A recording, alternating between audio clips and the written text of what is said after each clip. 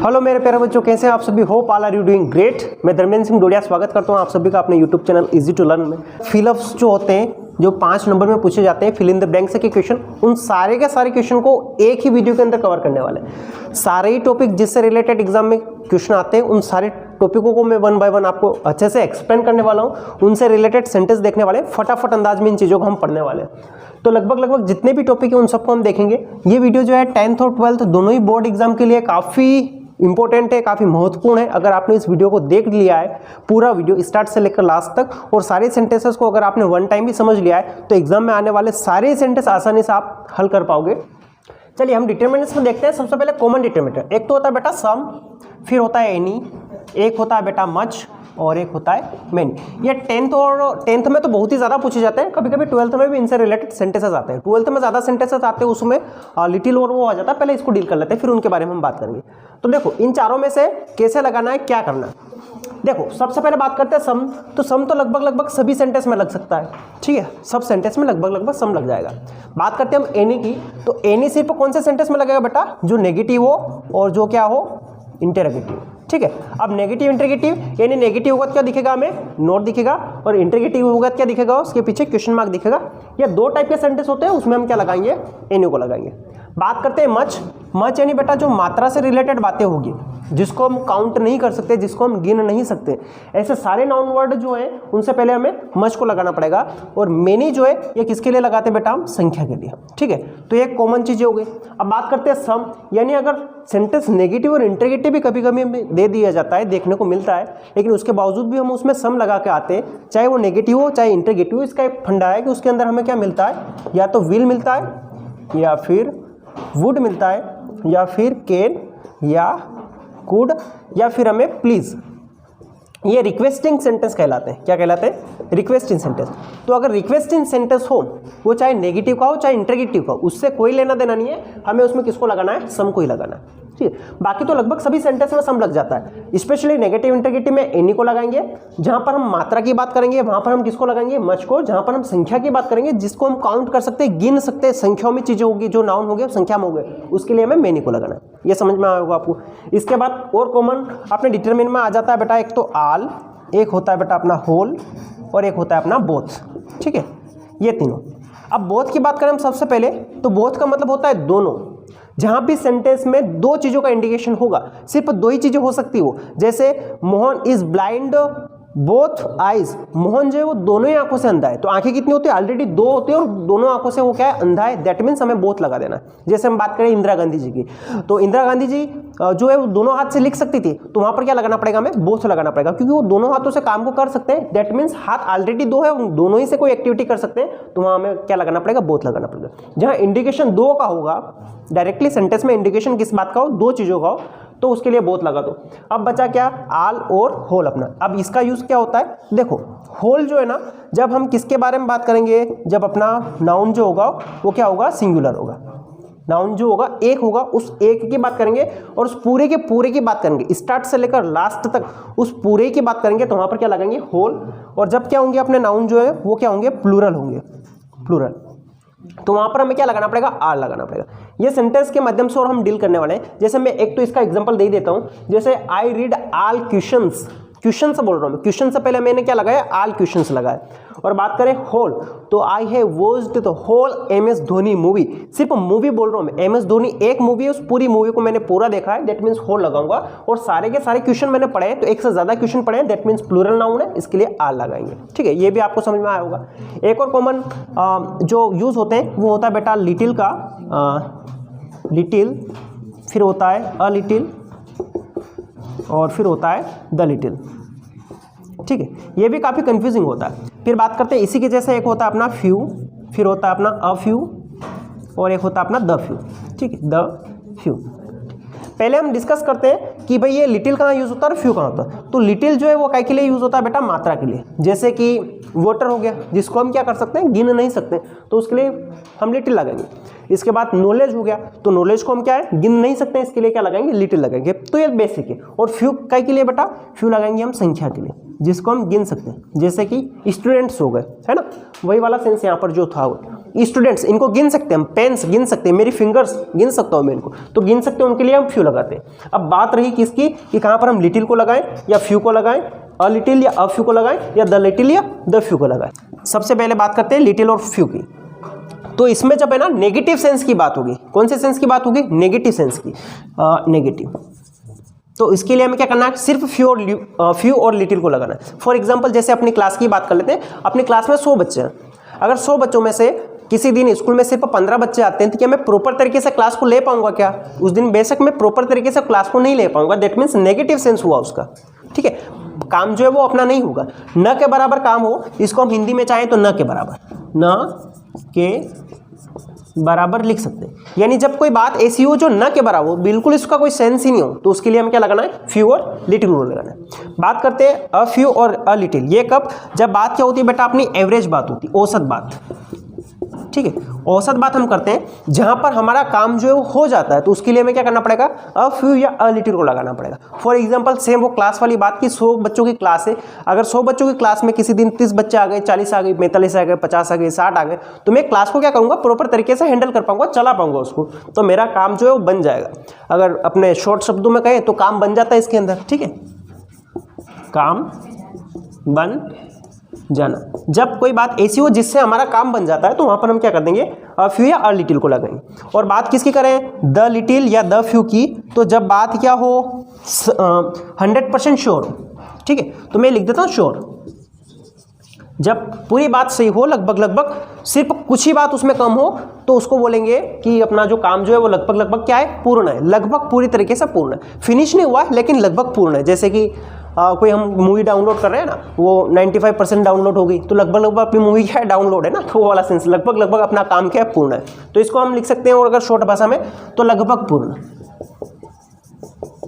ठीक है। ये थोड़ा सा आपको समझ में नहीं आया होगा, इसको मैंने डिटरमिनर वाले वीडियो में और अच्छे से डिटेल में समझा रखा है, डीप में पढ़ा रखा है डिटरमिनर को मैंने, ठीक है, वहाँ पर देख लेना। एक बार फिर से मैं आपको समझाने की कोशिश करता हूँ। बेटा लिटिल और फ्यू जो है ना, ये कहाँ लगते हैं, जहाँ सेंटेंस जो है वो नेगेटिव सेंस देता है। जब बात करते हो सेंटेंस क्या होगा, नेगेटिव सेंस देगा। एक सेंटेंस मैं आपके सामने बोल रहा हूँ कि जैसे कि the place is not so beautiful, यानी प्लेस जो है वो इतना अच्छा नहीं है, सो विजिटर्स कम हियर, इसलिए यहाँ पर विजिटर्स आते हैं। अब विजिटर्स को हम क्या कर सकते हैं, काउंट कर सकते हैं। सेंटेंस में पीछे चला भी दूंगा, टेक्स्ट में आपको दिख जाएगा। विजिटर्स को हम क्या कर सकते हैं, गिन सकते हैं, काउंटेबल नाउन है, संख्या में आता है, तो क्या लगाना पड़ेगा, फ्यू लगाना पड़ेगा। अब ये प्लेस ब्यूटीफुल नहीं है, इसलिए क्या होंगे, बहुत ही कम विजिटर आएंगे, न के बराबर विजिटर आएंगे, इसलिए वहाँ पर क्या लगाना पड़ेगा, हमें सिर्फ फ्यू को लगाना पड़ेगा, ठीक है। अच्छा प्लेस होता तो द फ्यू आ जाएगा कि बहुत ज़्यादा विजिटर्स आएंगे, ठीक है। एक एवरेज प्लेस होगा तो वहाँ क्या लगाएंगे, अ फ्यू लगा देंगे। इस सेंस में हम इन सेंटेंसेस को डील करने वाले हैं, इससे रिलेटेड सेंटेंस भी अपने आगे आने वाले हैं, इनको भी हम देखने वाले हैं। चलिए, इसके अलावा कुछ और टॉपिक और होते हैं, उनको हम आगे देख लेते हैं। चलिए, इसके बाद दो चीज़ें और होती है, एक होता है बेटा ईच और एवरी, ठीक है। इसने भी काफ़ी बच्चों के लिए समस्या क्रिएट कर रखी है, ईच और एवरी, लेकिन काफ़ी इजी है। अगर इसको हम अच्छे से डील कर पाते, समझ पाते सिर्फ क्या इसका लॉजिक है, तो अच्छे से हम इसको सेंटेंस को कर पाएंगे। देखो, ईच और एवरी, जहाँ पर ईच का मतलब एक, एवरी का मतलब प्रत्येक है ना, और इसका मतलब ईच मतलब एक। जब हम एक एक करके 1 बाय 1 किसी को डील करेंगे, इसको मैं पहले जो इसका मेन सेंस होता है उसको समझाता हूँ, फिर अपना जो लॉजिक है, जो शॉर्टकट मैटर है वो समझाऊंगा। जब हम एक एक करके किसी से डील करते हैं तो वहाँ पर ईच लगाते हैं, और एवरी मतलब प्रत्येक, यानी सभी के सेंस में। जब हम सभी से सामूहिक रूप से कोई बात करते हैं तो उसके लिए क्या करते हैं, एवरी को लगाते हैं। अब जो मेरा लॉजिक जो है, जिसके द्वारा मैं सेंटेंस को डील करता हूँ, वो यूँ है कि जब बात क्या होती है, व्यापक होती है, ठीक है। जब हम संपूर्ण बात करते हैं, उसमें कम होने के सेंस नहीं होते, एक व्यापक सेंस में बड़े पैमाने पर हम बात को करते हैं, तो वहाँ पर हम एवरी लगाएंगे। और जब हम क्या करेंगे, लिमिट सेट करेंगे, लिमिट, ठीक है। जब हम लिमिट सेट करते हैं या चीज़ों को हम क्या करते हैं, एक दायरे में बांधने का काम करते हैं, तो वहाँ पर हम क्या कर देंगे, ईच को लगाएंगे। ये मेरा सबसे बेस्ट एक्सपीरियंस है कि इसके बेस पर अधिकांश सेंटेंस डील हो जाते हैं। यानी जैसे कि he goes to school, the लगा रखा है ना, ही गोज टू स्कूल, और डे है, डे से पहले हम क्या लगाना है, वो स्कूल जाता है, तो बेटा ये क्या एक व्यापक सेंस है, वो रोज स्कूल जाएगा। संडे को छुट्टी होगी वो बात अलग है, लेकिन स्कूल जाने का काम जो उसका क्या है, व्यापक सेंस वाला, तो वहाँ पर हमें क्या लगाना पड़ेगा, एवरीडे लगाना पड़ेगा, ठीक है। और ईच के सेंस में, जैसे कि एक सेंटेंस लिखिए कि आई डिस्ट्रीब्यूट चॉकलेट स्टूडेंट, मैंने चॉकलेट जो स्टूडेंट में बांटने का काम किया, तो स्टूडेंट क्या है, मैंने जो बांटे हैं चॉकलेट वो सीमित स्टूडेंट में बांटे होंगे ना, एक फिक्स लिमिट होगी, उसकी एक संख्या होगी, क्लास में जितने बच्चे हैं उन्हीं को मैं चॉकलेट बांटूंगा। दैट मीन्स यहाँ पर लिमिट जो वो सेट कर रहे हैं, इसके लिए हमें क्या लगाना पड़ेगा, ईच स्टूडेंट लगाना पड़ेगा। इसको भी हम सेंटेंस के द्वारा डील करने वाले आगे। चलिए इंडिटरमिनेट से रिलेटेड कुछ सेंटेंस है अपना। पहला लिखा है he lost the money he had, यानी उसने क्या कर दिया, खो दिए हैं पैसे उसके पास है। अच्छा, इसमें भी हमें पूरे सेंटेंस को देखने की आवश्यकता नहीं है, डायरेक्टली हम सेंटेंस पर चलेंगे, जो हमारे पास ऑप्शन है उनके ऊपर चलेंगे और डायरेक्टली एक ऑप्शन को हम काट देंगे। देखो एक तो है बेटा आल, एक है फ्यू, एक है ईच और एक है होल, ठीक है। अच्छा, ईच और एवरी की तो बात है ही नहीं यहाँ पर, क्योंकि हमारे पास एक की बात नहीं है, क्योंकि ईच और एवरी जो एक या प्रत्येक के सेंस में हम लगाते हैं, यहाँ पर ऐसा कोई सेंस सेंटेंस में नहीं, हटा दो। अब बचा क्या, ऑल। ऑल कहाँ लगता है, जब नाउन वर्ड जो है वो क्या होता है, प्लूरल होता है। यहाँ पर तो मनी है, इसको भी हटा दो। सिंगुलर नाउन है, मनी सिंगुलर नाउन है, इसको बोलते हैं मात्रा में, बेटा काउंट नहीं कर सकते इसको हम मात्रा में। मनी को हम काउंट नहीं कर सकते। काउंट किसको करते हैं, पैसों को। मेरे पास 100 रुपये है, मेरे पास 1000 रुपये, मेरे पास 1 लाख रुपये है, इनको हम काउंट करते हैं, लेकिन मनी को काउंट नहीं करते। कभी आपने ये नहीं सुना होगा मेरे पास 10 मनी है, तू मेरे को 13 मनी उधार दे दे, तू मेरे को 12 मनी उधार दे दे, ऐसा कभी हमने नहीं सुना, ठीक है। अब ये दो ऑप्शन तो हमारे एलिमिनेट हो गए। अब बचा क्या बेटा, फ्यू। फ्यू की बात क्या होती है, जब हम संख्या में बात करते हैं, तो ये तो मात्रा बेटा, तो ये फ्यू भी हट गया। अब बचा क्या, होल, क्योंकि एक नाउन की बात हो रही है, पूरे के पूरे नाउन की बात हो रही है, तो उसने पैसे जो उसके पास है ना वो सारे के सारे पैसे खत्म कर दिए, इसलिए क्या लगाना पड़ेगा, होल लगाना पड़ेगा यहाँ पर, ठीक है। तो हमें क्या करना है, जब भी हम फिल इन द ब्लैंक्स को या जो भी हम ग्रामर या किसी भी टॉपिक को हम यूज सोल्व करते हैं एग्जाम में, तो कंप्लीट सेंस के साथ में करना, माइंड को वास्ट नॉलेज के साथ में रखना, सारी चीजें आसपास की ढूंढना, उसके द्वारा इन चीज़ों को हम आसानी से सोल्व कर पाएंगे। अच्छा, एलिमिनेट करना बहुत जरूरी है। ये ऑप्शन मैंने हटाया ना, इसको बोलते हैं एलिमिनेट करना। अगर हम ऑप्शन को एलिमिनेट कर पा रहे हैं, हटा पा रहे हैं, तो हमारा ऑप्शन ऑलरेडी सही निकलने वाला। अगले को देखते हैं, there are precious books in library, ये 2023 में पूछा गया, ठीक है। मच, मैनी और सम को लगाना है। अब देखो किससे पहले लगाना है, इस प्रीसियस से पहले, बिल्कुल नहीं। नाउन क्या है बेटा अपना, बुक्स। ये प्रीसियस क्या है, ये एडजेक्टिव है, इस नाउन के बारे में एक्स्ट्रा नॉलेज देने का काम कर रहा है, कोई काम का नहीं। काम किससे, हमें बुक्स से।